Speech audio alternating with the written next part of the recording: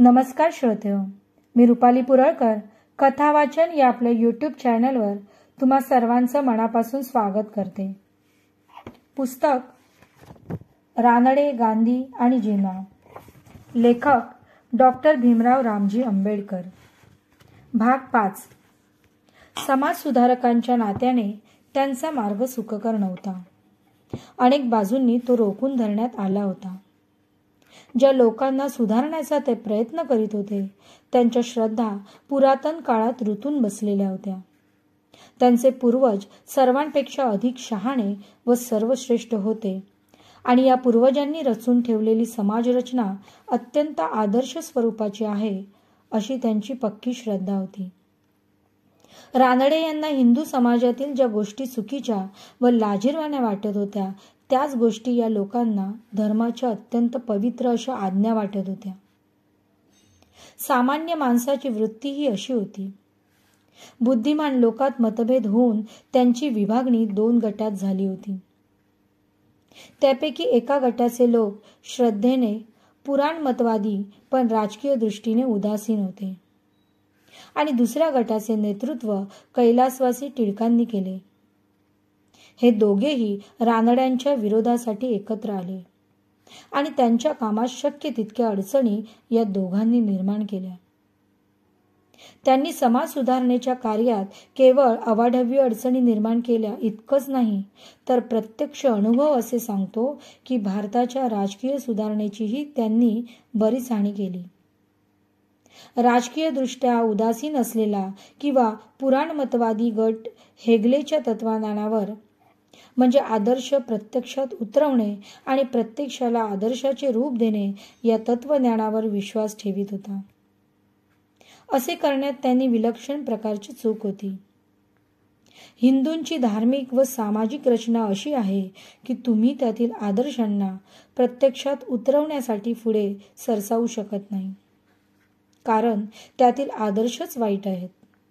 इतकंच नव्हे तर प्रत्यक्षात असलेल्या रचनेलाही तुम्ही आदर्श असे रूप देऊ शकत नाही, कारण प्रत्यक्ष अस्तित्वात असलेली स्थिती वाईटातली वाईट आहे ही अतिशयोक्ती नाही. हिंदू धर्म पद्धती किंवा हिंदू समाज पद्धती उदाहरणादाखल घ्या. सामाजिक उपयुक्तता आणि सामाजिक न्यायाच्या दृष्टीने ती तपासून पहा. जेव्हा धर्म टाकसाळीतून बाहेर येतो तेव्हा ती नवीन असतो असे म्हणतात, परंतु टाकसाळीतून बाहेर पडल्यापासूनच हिंदू धर्म एक खोटे नाणे आहे. हिंदू धर्माने घालून दिलेल्या हिंदू समाज रचनेच्या आदर्शामुळे लोकांच्या नीतिमत्तेवर वाईट व हानिकारक परिणाम झाला आहे. तत्व आणि स्वरूपाच्या दृष्टीने हिंदू आदर्श नित्येच्या आदर्शासारखा आहे. नित्येशेच्या आधी बऱ्याच काळापूर्वी मनू जन्माला आला व त्याने ज्या तत्वज्ञानाला जन्म दिला त्याचाच प्रकार पुढे नित्येशेने केला. हा असा धर्म आहे की स्वातंत्र्य, समता व बंधुभावाची या जगात संस्थापना व्हावी असा हेतू नाही. हे असे तत्वज्ञान आहे की श्रेष्ठाची, ब्राह्मणाची पूजा हिंदू समाजातील इतरांनी करावी अशी तो शिकवण देतो.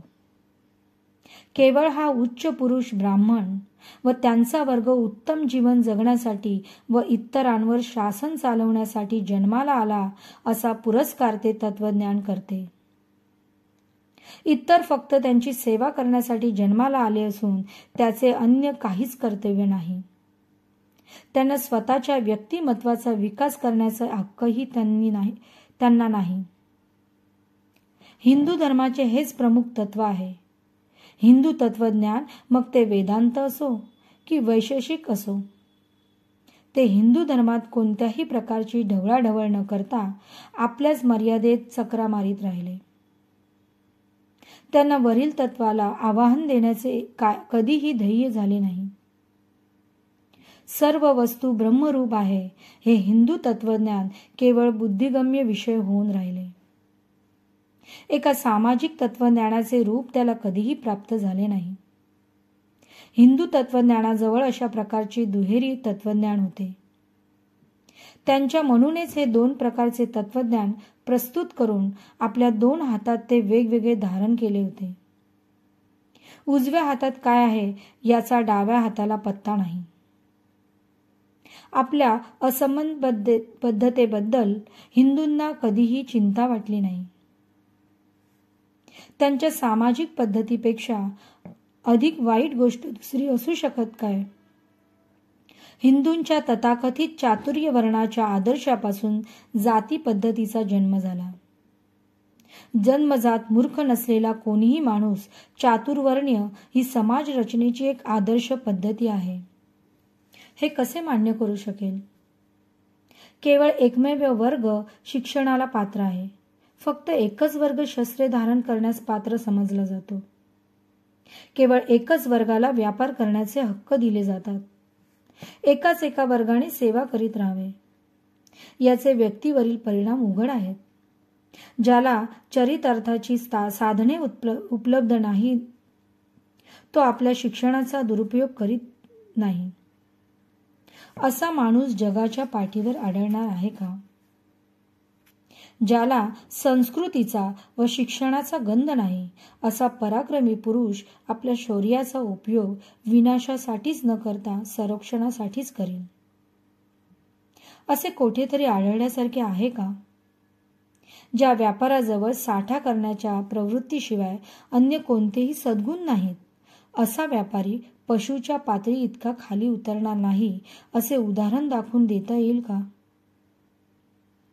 ज्या सेवकाला शिक्षणाचा गंध नाही, ज्याला शस्त्र धारण करण्याचा अधिकार नाही आणि ज्याला उपजीविकेच्या अन्य साधनांचा अवलंब करण्याची परवानगी नाही असा सेवक त्याच्या धड्याला अभिप्रेत असल्याप्रमाणे उत्कृष्ट सेवक ठरला असे उदाहरण कोठेतरी सापडू शकेल का? जर एखादी गोष्ट व्यक्तीला नको असेल तर ती समाजाचे तुकडे करण्यास पात्र ठरते. एखाद्या समाजाने खेळीमेळीच्या वातावरणाला तोंड दिले व त्यात तो जगून राहिला तर एवढेच त्याला पुरेसे नाही.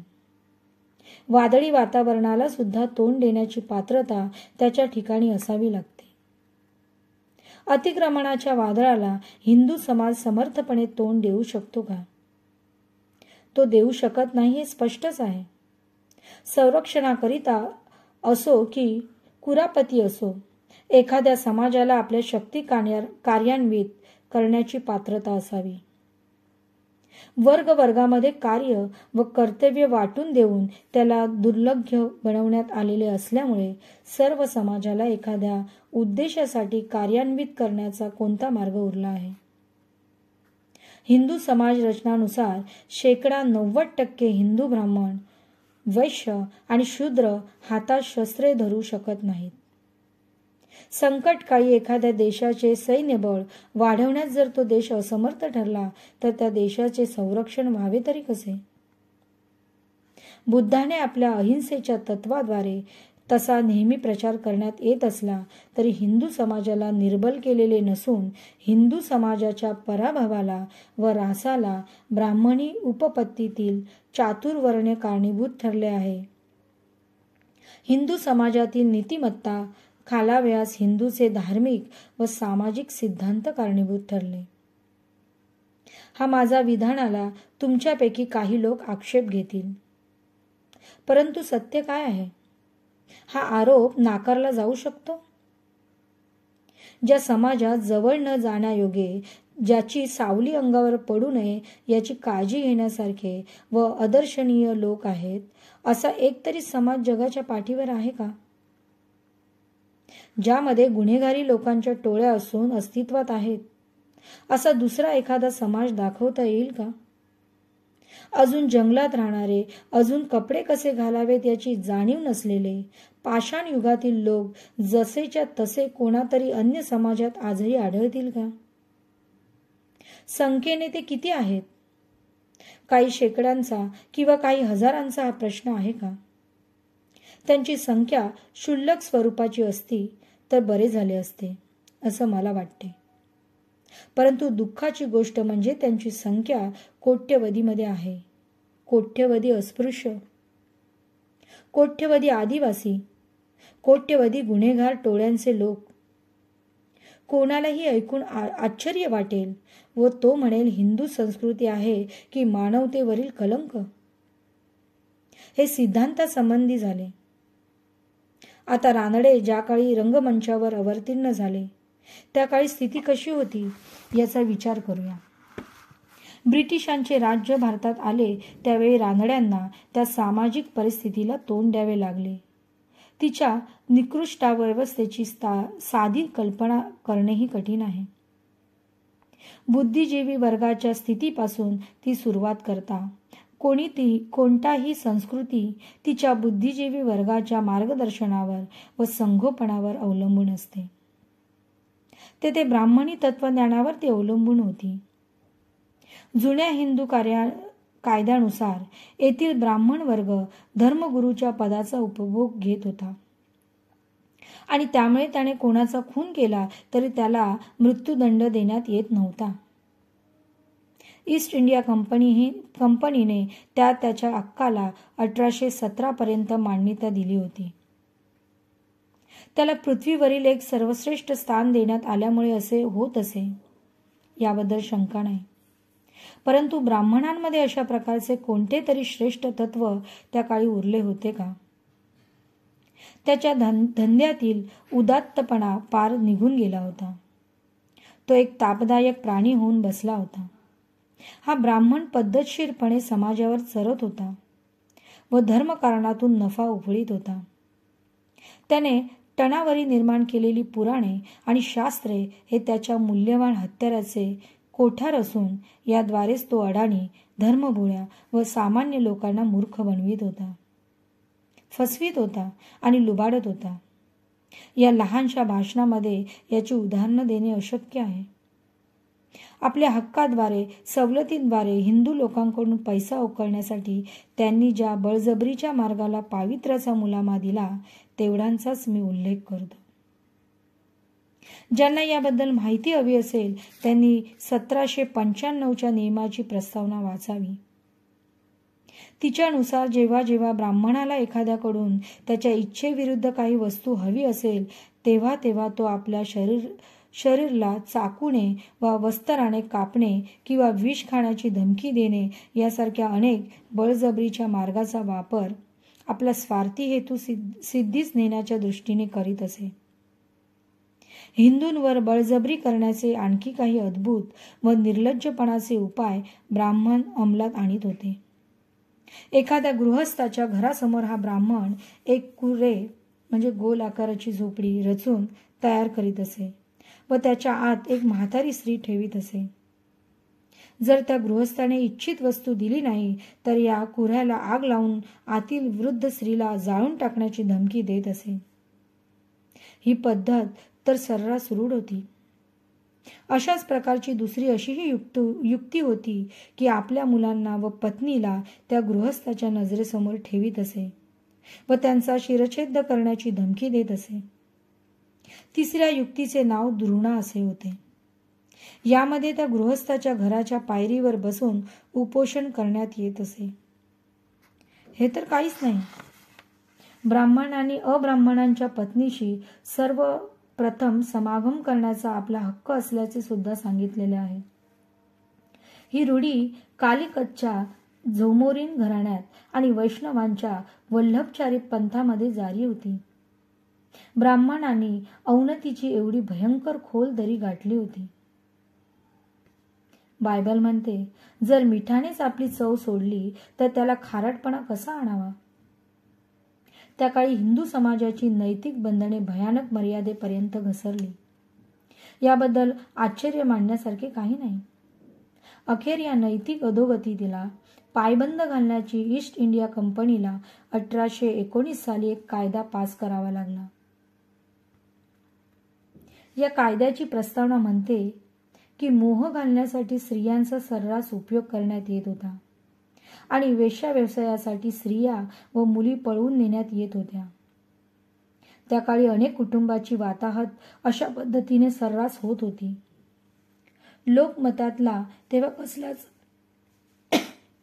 वाव नव्हता आणि लोकमताचा अभाव असल्यामुळे सामाजिक दोषांच्या विरोधात कोणीतरी आपला राग व्यक्त करावासा पाहिजे होता अशी अपेक्षा करणेही व्यर्थ आहे. ब्राह्मणांचे पोषण या सामाजिक दोषांवरच होत होते. या साध्या कारणामुळे त्याने समाजातील प्रत्येक दोषांचे संरक्षण करण्यात आपली शक्ती वेचली. त्याने अस्पृश्यतेचे रक्षण केले व त्यामुळे कोट्यवधी लोकांच्या नशिबी गुलामाचे जिणे आले. त्यांनी जातीचे संरक्षण केले. बालविवाहाचे संरक्षण, त्यांनी बळजबरीच्या वैधव्याचेही रक्षण केले. त्यांनी सतीप्रथेचे रक्षण केले. त्यांनी क्रमिक असमानतेच्या सामाजिक प्रथेचे, तिच्या बहुपत्नीत्वाचा रूढीसह रक्षण केले. त्याचा परिणाम असा झाला की राजपुतांना त्यांच्या अनेक कन्यांना ठार मारणे भाग पडले. किती लज्जास्पद गोष्ट, किती भयंकर अनिती. अशा प्रकारचा समाज जगातील सुसंस्कृत समाजासमोर आपले तोंड दाखवू शकेल का? असा समाज जिवंत राहण्याची आशा बाळगू शकेल का? रानड्यांनी विचारलेले प्रश्न हे असे होते. त्यांनी शेवटी निष्कर्ष काढला की फक्त एका अटीवर या समाजाला वाचवले जाऊ शकते व ती म्हणजे कठोर समाज सुधारणा. धन्यवाद. श्रोतेहो, आजचा भाग तुम्हाला कसा वाटला मला कमेंट करून नक्की सांगा. आणि माझ्या चॅनलवर जर तुम्ही नवीन असाल तर सबस्क्राईब करायला विसरू नका व बाजूला दिलेले बेल आयकॉन प्रेस करा, जेणेकरून माझे नवीन व्हिडिओ सर्वात आधी तुम्हाला येतील. तसेच लाईक आणि व्हिडिओ जास्तीत जास्त शेअर करा. धन्यवाद.